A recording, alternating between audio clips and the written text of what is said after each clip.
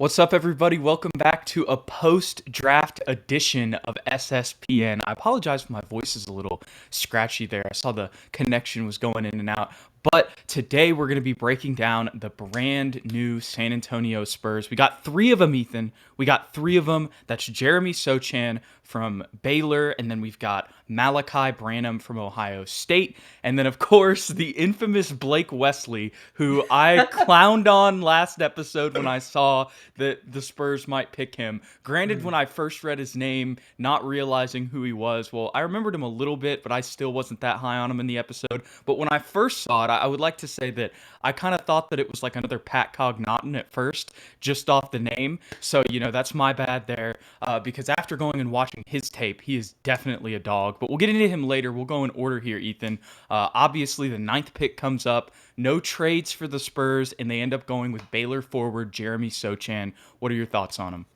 It played out exactly as we predicted it would, Jude. I don't know if you remember. I asked you. I said, so let's say Shaden Sharp's gone, Dyson Daniels is gone, and it's basically between Jeremy Sohan and Jalen Duren at that ninth pick. Who do you go with? We both picked Jeremy Sohan.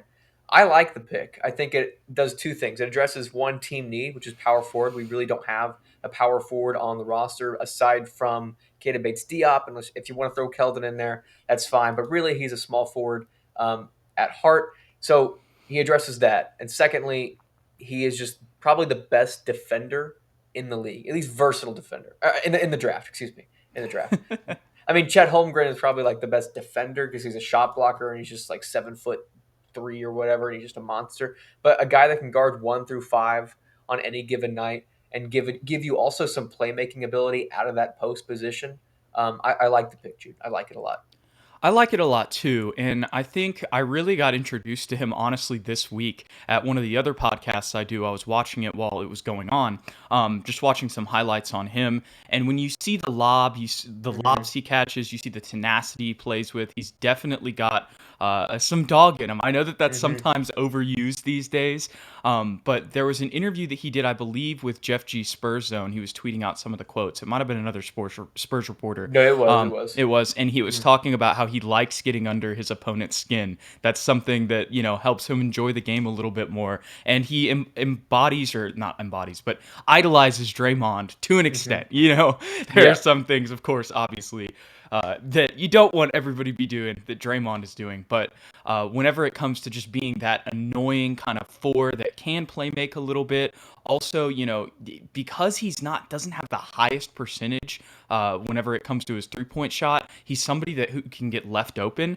But if you watch his tape, he doesn't have a broken jumper. Like Mm-mm. he can hit the three, and I think if you get him in the room with Chip, he's going to be a stretch for sooner than later. And then when you combine that with his aggressiveness driving to the rim, his rebounding ability, was Big 12 freshman, or not freshman of the year, Big 12 sixth man of the year, excuse me. On top of the fact he just turned 19, I didn't realize how young he was. His play style fits with the Spurs. The only thing he needs to improve is his jumper, but you got Chip. And then on top of all of this, I didn't realize that he's Polish American Yeah. and then also grew up in England. So that is just such a Spurs thing with the Mm-hmm. way that the Spurs, get their international players and all of that stuff. So I think that he really fits the Spurs culture. I think that he fits a need. And I think the best part about all of this is Brian Wright said he's taking best player available. So he also thought that at 9, he was the best player on the board. And we saw with Joshua Primo, he had Primo a lot higher on his big board than a lot of other teams. And that seemed to work out well. So we'll hope that the same thing's right with Jeremy Sochan. Dude, I just realized something. We got What's the up? Worm 2.0. Who's He that? changes his hair color. Oh Dennis yeah. Rodman. Yes, He's our yes. new I Dennis can't I didn't Rodman. know it was the worm, but You didn't know that was his nickname, the Worm. Let's try and start that petition. And Jeremy Sohan's new nickname is Worm 2.0 he did say because that. He said he knew he was going to be like the second Spur the only Spur other than Dennis Rodman that's changed his hair as much as he has. dude, I like it. We need that Hmm. on our team. We need somebody to shake it up a little bit. Yeah, and if you watch him, I mean, you have him and Keldon at the 3 and the 4 when Yeah. they're, in their real flexing mode, and we can definitely get under some team skin for sure. But with that being said, Ethan, I kind of want to go over to your screen share here for a Mm. second. Um, that was not what I clicked. Here we go. So, We'll talk about the other draft picks here in a second, but what I want to talk about is kind of how, if you look at that power forward position, there's only two guys there right now.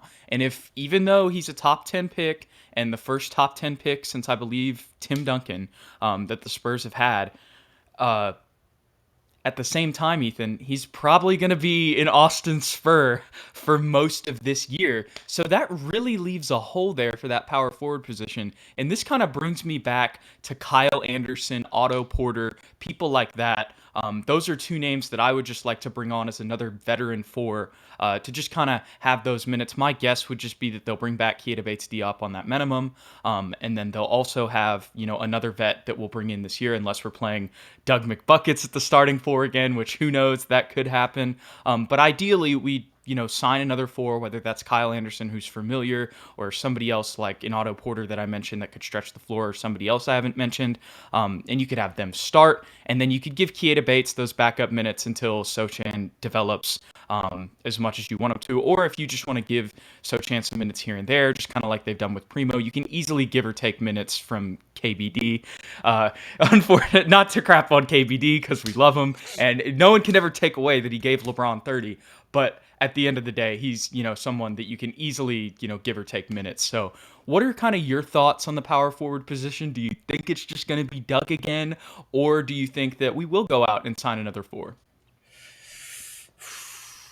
For personally, I want to give Jeremy Sohan minutes right off the bat, but Me that's just not too. how the Spurs work. Unfortunately, I think maybe there's a chance because with Primo it was a little bit different because we did have DJ, Devin, Lonnie, Trey. We had already a lot of guys kind of clogging those minutes anyway. So it's like, who do you take it from? Let's just kind of give them sporadic minutes and Hmm. put them in the G League. With Jeremy Sohan, you're like you said, there's really only Keita Bates Diop, at least at that power forward spot in his way. But knowing the Spurs, they'll probably just run it back with the exact same starting five with DJ, Devin, Keldon, Doug, and Jakob, and then, like you said, send Jeremy to the G League for a little while, at least until the probably either January or the All Star break, somewhere Yep. around there. We'll see where we are. Are we in playoff contention? Probably not. So let's go ahead and bring him in. Maybe we trade somebody at the deadline, like a Doug McDermott or a Josh Richardson, something that shakes up the depth chart again, that opens up some minutes for Jeremy. It's not what I want. Let me be perfectly clear. That's not what I'm looking for, Spurs fans, but that's probably what's going to happen. Yeah, when I'm looking at this and I'm realizing, the way you did your best with the positions here, but I'm just looking at it. Oh, what would solve all of this? We just moved Doug McDermott to the To the three, four. yeah, or Yeah. the four. Yeah. Excuse me, and then another highlighted name, Lonnie Walker, which we can get into a little bit later. If you just let him go, unfortunately.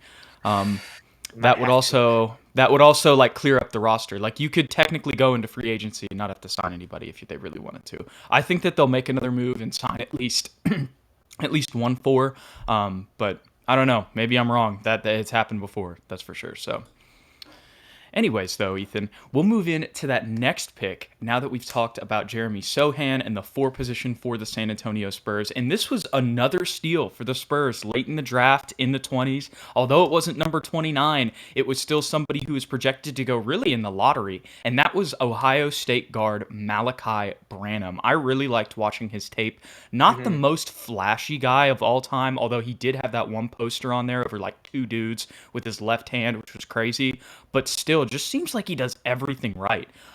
Maybe not everything, might be an exaggeration, but seems to make the smart play the majority of the time. He's a 42% three-point shooter. He's definitely a bucket from out there, which is great because if we can have an off-ball shooter like him, although he showed that what I'm about to get into is he can drive inside and score two off the dribble, which I really liked. Has a lot of aggressiveness driving Hmm. to the rim as well. But having someone who can just automatically come in and be a catch and shoot, solid defender, played for a good college program, and on top of that is aggressive driving to the rim. Just really seemed like a solid two guard watching his tape, Ethan. What do you think? You're right. He's not a flashy guy, not super athletic, not going to jump out of the gym, not going to outrun DJ or Primo or anybody like that. But he's a solid three-level scorer. He can score from all Yes. positions. He can get into the. He's got a nice bag too. So he's kind of got some DJ and Demar, like where he can kind of get in that post as a guard, which is uncommon in today's NBA, and kind of make plays happen for himself off the dribble, which is nice to have. You mentioned he's a great three-point shooter, which is always great in today's modern NBA.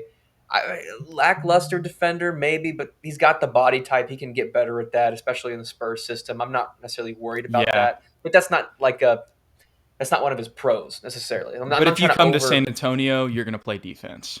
Yes, yes. I'm just trying not to overinflate what is not necessarily his Yeah. specialty at this point. What his specialty is at this point, and what I can see possibly coming from him, is one of those guys that can come off the bench and provide that scoring that we desperately need when DeJounte goes to the bench. You know what I mean? Because when DeJounte would lead the starting lineup in games, we were really looking for a guy that could give you a bucket because Lonnie, unfortunately, was very inconsistent. So, can Malachi be that eventual scorer off the bench? I think so. It's so funny you mentioned that because when we were watching his tape, me and some friends at a draft party last night, we were talking about how or I was at least actually. I was just talking about he looks like a better version of Lonnie. I know that sounds crazy because we drafted him lower than Lonnie, and it feels like Lonnie probably had more potential. When you drafted him, seemed like he had a higher ceiling than maybe Branham did. But when you watch Branham's tape, it's just like he's consistent. Yeah. And that's kind of what Lonnie's missing. So I He's think what you were composed. going with there, yes, composed and consistent. So when you were just talking about how, he could potentially maybe be that scorer off the bench that we need, I I completely agree. And I also think that he has, even though he definitely did have some of the defensive lapses, I still think he has a higher potential defensively than Lonnie did. And maybe that's just looking completely, Spurs colored glasses and looking a little bright eyed, but I think that he's a really solid pick, and I mean, we'll have to see what happens because who knows? Maybe the Spurs will re-sign Lonnie Walker, but after this pick, it seems like he won't, and especially the next pick we get into another guard. But at the same time, just overall, I think that Malachi Branham is what you said, just a really solid player, and the thing that he can improve in, just like Sochan, is something that the Spurs specialize in. So you've got some hope there. Hmm. For sure. Now we got to talk about our man Blake Wesley, Ethan, because I was crapping on him 2 days ago. Y'all can go run the tape back on our stream, our pre-draft stream, and I feel so bad because after watching his tape, dude, he's got something. I don't know what it is, but he plays with a lot of intensity, a lot of tenacity. He's got this crazy poster on his highlight reel. I mean, step backs from deep in people's faces, hitting tough buckets, took Texas Tech to the wire. I can't remember if Notre Dame upset them or not in that game, and they never really showed it in the highlights, but he was hitting clutch shots there against a really good team. Really was he was Notre Dame's he was their gas, and if he didn't have any gas, they didn't have any gas. He was really the heart and soul of the Fighting Irish this year. But just super dynamic. I mean, Hmm. he just really, when you watch his tape, you're like, this dude's exciting. Maybe a Yes. little raw, but throw him in Austin, give this dude a year. I really think he's going to be a stud. And I think Hmm. that he might end up getting moved to point guard. Yeah, I could see that too. I could see that too because of all that you said and his lateral movement, his ball handling. He's so springy.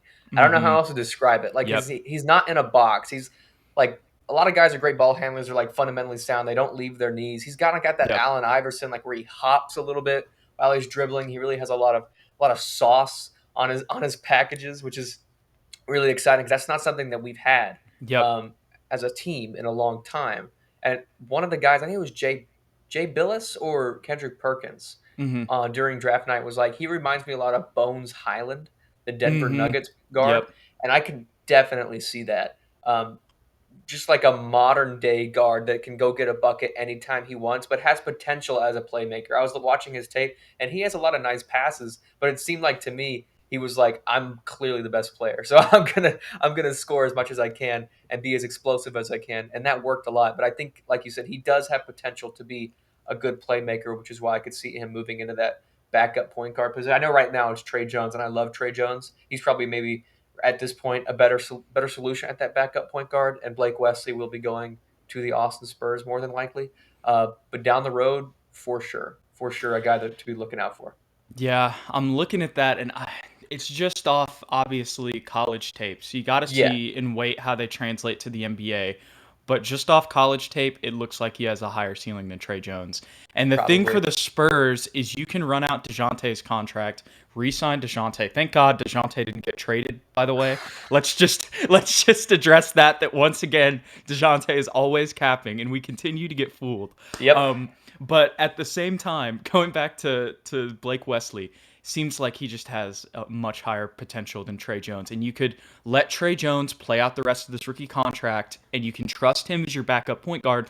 Let him go to free agency, or just don't offer the qualifying offer, and then bring up Blake Wesley as your backup point if you want to, but you don't have to also, because if he doesn't work out, then you can just roll with Trey Jones. The Hmm. Spurs are in a good position there.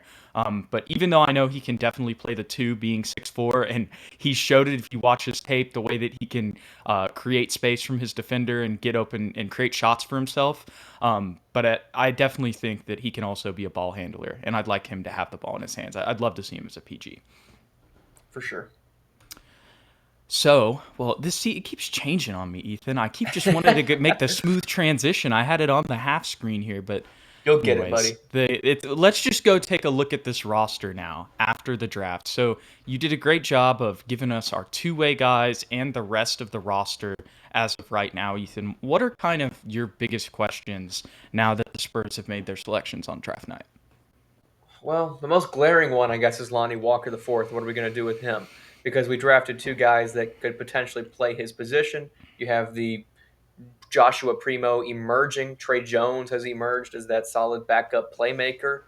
Um, what do you do with Lonnie Walker the fourth? Is he going to get paid? Are we going to give him that restricted deal, or do we even have room for him on the roster? That's the biggest question for me, because we are right now. There's 17 guys, not including the two-way players, on that depth chart.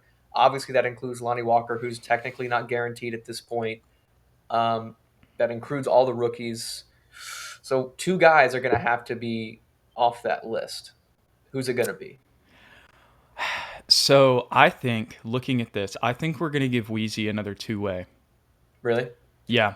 I mean, maybe we'll have to see. I could You be wrong, technically but don't even have to bring Wheezy back. that's the thing too. But I think that we're gonna end up giving him another two-way because we like him Hmm. with Robert Woodard, because we just want to keep him a part of the roster. Romeo Langford is somebody we traded for, and I think that if you give Romeo Langford some time with the Spurs, he can be a solid player. But Hmm. like, I don't know if the Spurs are really like valuing him like that. And maybe it's the other way around. Maybe they decide to give Romeo a two-way deal. I mean, I don't know if he may think he could get a deal somewhere else, but maybe they choose Romeo over Wieskamp is, I guess, what I'm getting at. Hmm. But I think because they picked Wieskamp, has a consistent three-point shot, which Romeo Langford, his is non-existent. I think they'll probably roll with him and Robert Woodard. And the reason I think Robert Woodard is literally just because he was in the self reveal for the Austin Spurs jerseys with Yeah. Primo. And usually when they promote people like that, they keep them on the roster. So that leaves Lonnie Walker, who is left unsigned and talked to by the Spurs front office, according to Brian Wright. And then really, if you need one more guy, that probably would be Romeo Langford, huh? Hmm. Unfortunately, yeah. Or there's that whole trade scenario that it was supposed to happen on draft night that still hasn't happened. We're still shopping. I don't know if we're shopping, but we're taking calls for Jakob Pertl. I Apparently, think we were taking. Jakob. You really? Yeah. Yeah, I mean, I could see we didn't draft a center, which is the only thing that keeps me like hesitant to say we're trading Jakob at least immediately. Well, Maybe at the I don't know if we're deadline. necessarily trading him, but I think we're definitely like fielding calls for Oh him. yeah, oh definitely yeah. And we're also apparently fielding calls for Dejounte Murray. That seems a little less likely now because we didn't draft like a point guard. So like who we replacing him with? I guess Joshua Primo and Trey Jones elevate into that starting spot, maybe, but that seems super counterintuitive at And this you look point. at like the reports, I don't know. I've read it a little bit more now, like with Don Harris coming out and saying it wasn't close. Like they could have been in discussions, but that doesn't necessarily mean the Yeah, Spurs were interested. You know what I mean? Like they one might have hundred just percent. been on the phone, let's do our due diligence, hear him out. And then like, okay, DeAndre Hunter, two first rounders, two second rounders, and John Collins. No thanks. You know what I Yeah, mean? Like, and you have to take those calls too. Like as much mm-hmm. as I love Yep. Dejounte Murray, you have to Yep. take those calls because you Yep. might get like an incredible package somewhere. And at this point, are we going to win a championship? No. So I mean, I don't want to move him, but as a general manager, you have to answer that phone. So Yep. Kata Bates Diop, I mean, he's the only other like natural four besides Jeremy Sohan, which is the only reason I would say that he is safe. Plus, Pop likes him a lot. he's on a minimum too. Like we have a Yeah. minimum option for him, so it's like we could keep him and he could just not play, and he'd just be good depth at the end of the day. So Yeah, yeah, but two I, guys got to go. That's hmm it's the that is a only. good point, and it'd be cheap too, and actually wouldn't lose any money because we wouldn't have to release him. We could just not accept the option. Or technically, I guess one guy has to go if you just decide not to sign Lonnie Walker back. You know what I mean? Because he's technically not a guy you have That's to get rid of. You can that just would be my not bring him prediction. back. I would say we don't sign Lonnie Walker, and then we trade Romeo Langford for like some picks, like a second round pick, or we just release him. Mm, I can see We could that. do. That's the crazy thing. We're forgetting about this. How many guys did we bring into training camp last year? Like Alfred Camino was on the roster, Yeah, that's true. We could be so waiting a long time to find out. and they could just be like, "Hey, let's roll with these guys. Bring them into training camp. Whoever performs the best, then we'll make that decision there." And really, if you're the Spurs, because these guys aren't on big deals. No. But the other thing is also we have to. I think we have to accept Romeo Langford. No, we have to extend him a qualifying offer. So he actually, Mm, now that I think about it, he might be. We could just not offer him the qualifying, and he could be off the roster too. I wouldn't mind that necessarily. So that's another one, and that would free up some space. And Zach Collins, you mentioned him. As much as it seems like he's coming back, the Spurs Maybe could not. decline his team option because it is a team option. So Hmm. that's another thing to keep an eye on.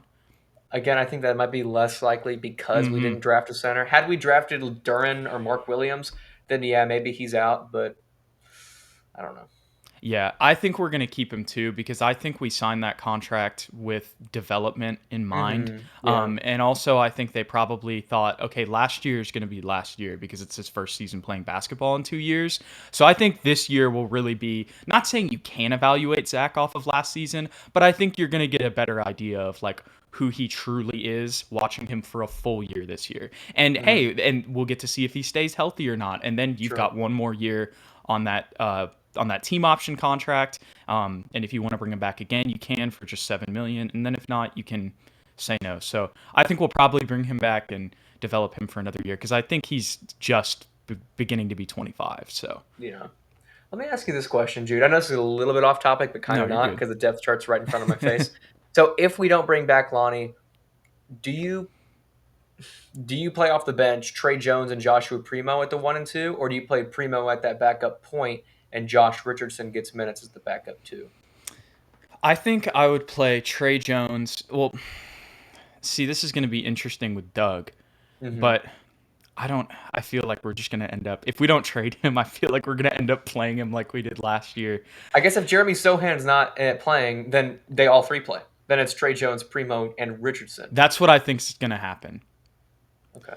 Yeah, I think Yeah. that will happen regardless, just because I think that those are like the three.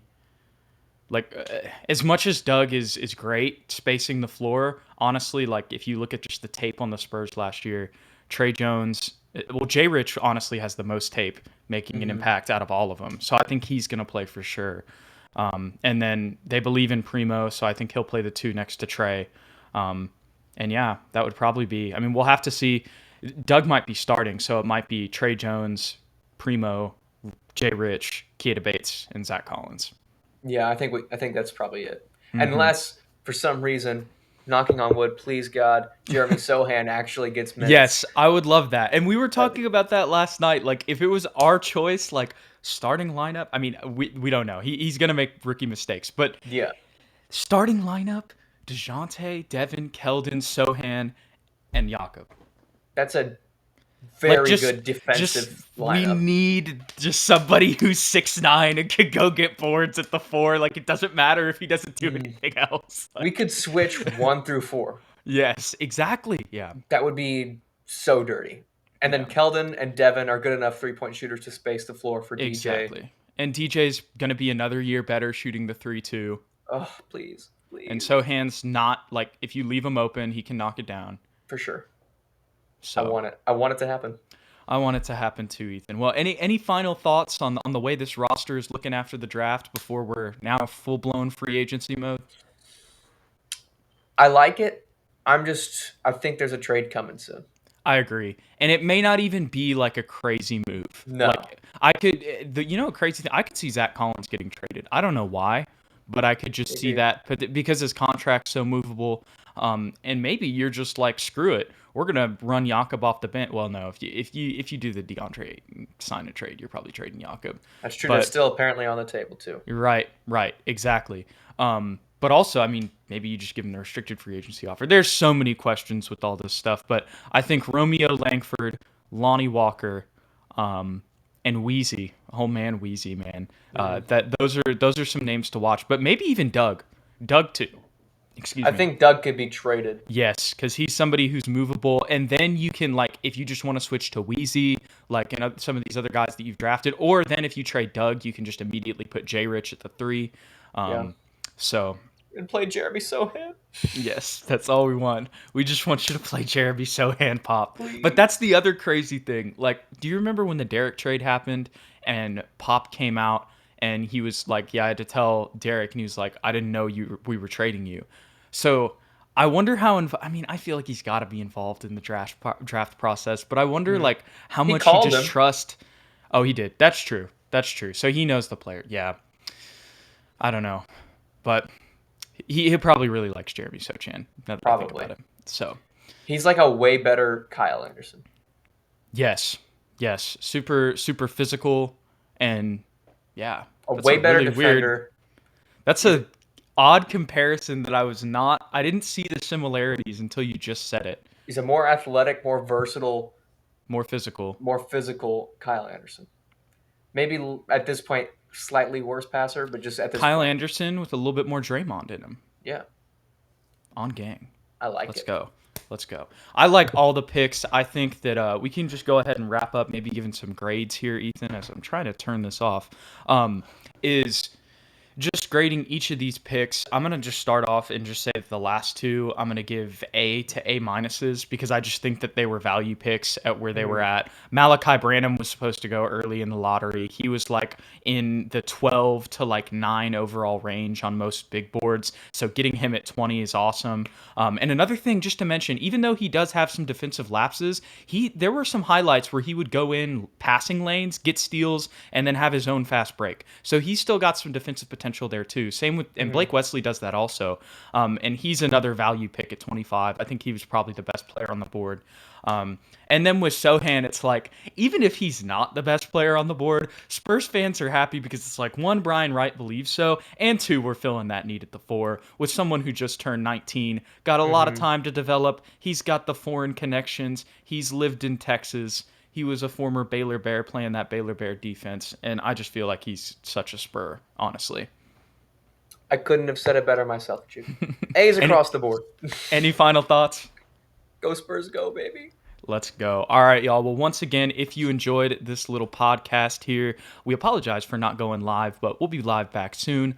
Don't forget to like and subscribe. You can also follow us on Twitter at Ethan_Quintero and at Jude McLaren. You can also find that in our new header. And then if you want to go buy some SSPN merch, you can go ahead and head over to SpursTubeTV.com. We'll catch you guys in the next one. Thanks for watching our draft recap, and it's free agency season.